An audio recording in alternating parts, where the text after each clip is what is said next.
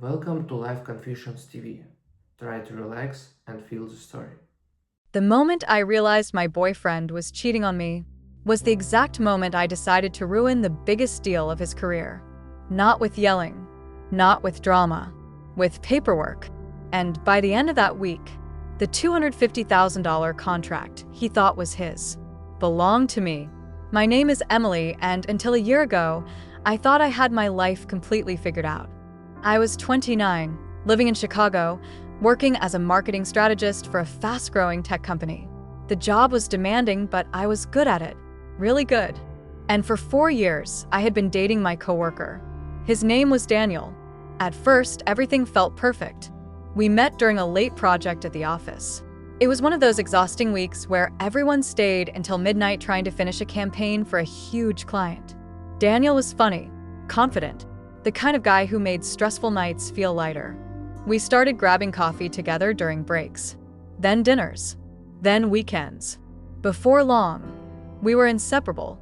After 2 years together, we moved into an apartment downtown. We talked about everything: marriage, buying a house, starting a family someday.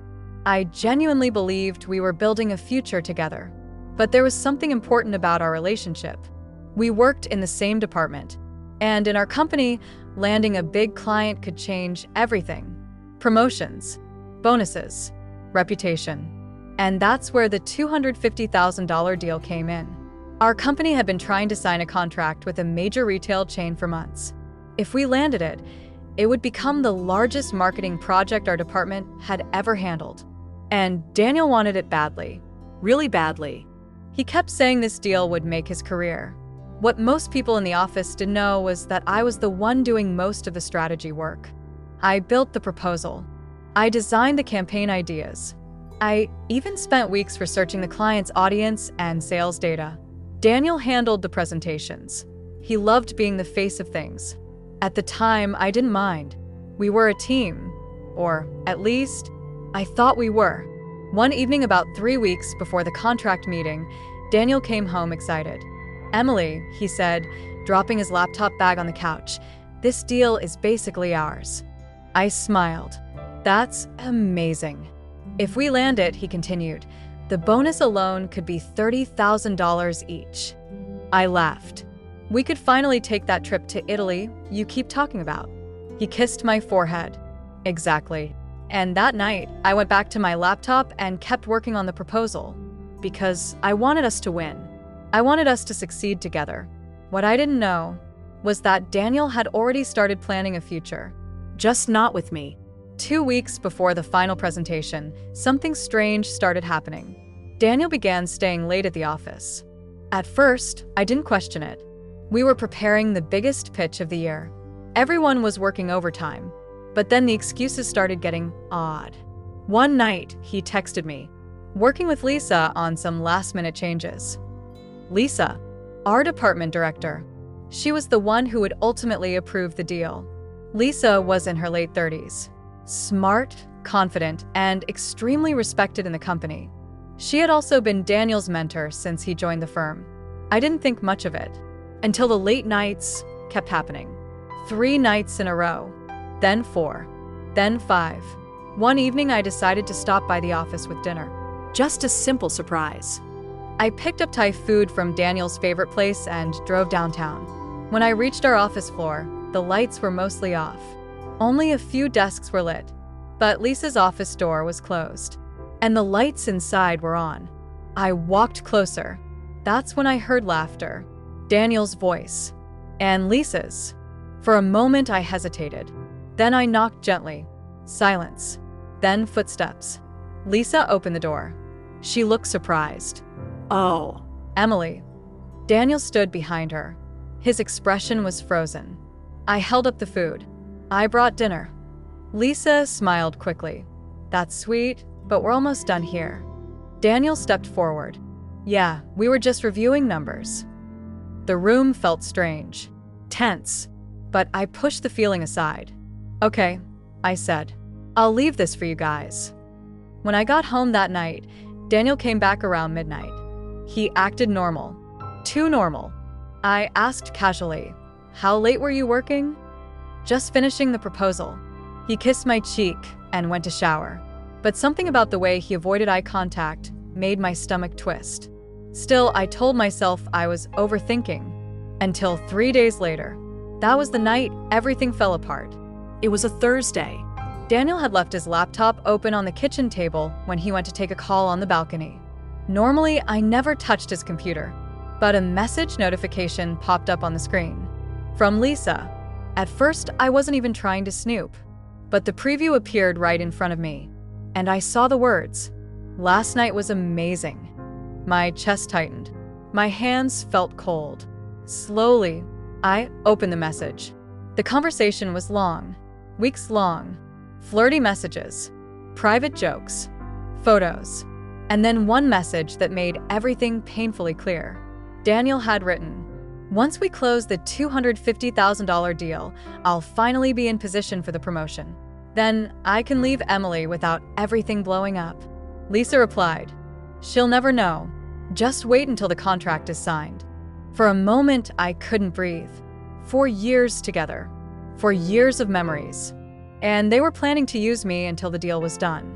I closed the laptop quietly. Daniel walked back inside. "Everything okay?" he asked. I forced a smile. Yeah. That night, I didn't sleep. I just lay there staring at the ceiling, thinking about everything I had done for that deal. The weeks of research, the strategy, the campaign concepts, the entire proposal. And then one thought slowly formed in my mind. They thought I was stupid. They thought I was just background support. But there was something they didn't understand. The client trusted me. Not Daniel. Not Lisa. Me. Because I had been the one communicating with them during the research phase. I knew their CEO personally. And suddenly, I realized something. Daniel wasn't going to steal the deal from me. I was going to take it from him. The next morning, I went to work like nothing had happened. Daniel kissed me goodbye before leaving the apartment. "Big week coming up," he said. "Yeah," I replied calmly. At the office, I opened the proposal files. Every single strategy document had my name on the metadata. Every version history showed I created the concepts. Daniel had only edited presentation slides. That afternoon, I sent a private email. Not to Daniel, not to Lisa, to the client. The message was simple. "I'd like to discuss an alternative partnership opportunity that could benefit your brand." Within 2 hours, they replied. We scheduled a meeting for Monday. The same day, Daniel planned to present the proposal. But this meeting would happen first. Over the weekend, I prepared a new pitch. Not for my company, for a competing agency that had been trying to hire me for months. They were thrilled when I contacted them. By Sunday night, everything was ready. Monday morning arrived. Daniel was nervous but excited. "This is it," he said while adjusting his tie. "The biggest presentation of my life." I smiled. "Good luck." He leaned down and kissed me. "If this works out," he said, "our lives are going to change." He had no idea how right he was. At 9 a.m., Daniel and Lisa walked into the conference room. They expected to present the proposal I had spent weeks building. But something strange happened. The client looked confused. "Where's Emily?" the CEO asked. Daniel hesitated. "She's assisting with the materials." The CEO frowned. "That's odd.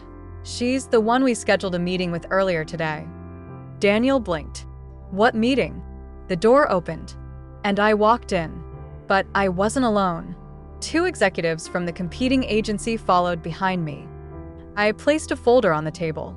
"Good morning," I said calmly. Daniel looked like someone had just pulled the floor from under him. Lisa's face turned pale. The CEO leaned back in his chair. "Emily explained everything," he said. "We've decided to move forward with her proposal." Daniel stammered. "But that's our strategy." I looked directly at him. "No," I said quietly. "It's mine." The competing agency executive smiled. "We're happy to welcome Emily as our new lead strategist." And just like that, the $250,000 contract changed hands. Daniel didn't just lose the deal. He lost the promotion. And 2 weeks later, He lost his job. Lisa quietly stepped down from her position shortly after.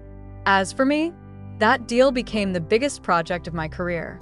And sometimes people ask if I regret how everything happened. But honestly, the only thing I regret is that I didn't discover the truth sooner. Because betrayal hurts. But watching someone's plan collapse because they underestimated you, that feeling is unforgettable. If you made it this far, I'm curious. What would you have done in my situation? Would you confront them immediately? Or plan your revenge like I did? Let me know in the comments. And if you enjoy stories about betrayal, revenge, and unexpected twists, don't forget to subscribe to Life Confessions TV. You never know what story might come next.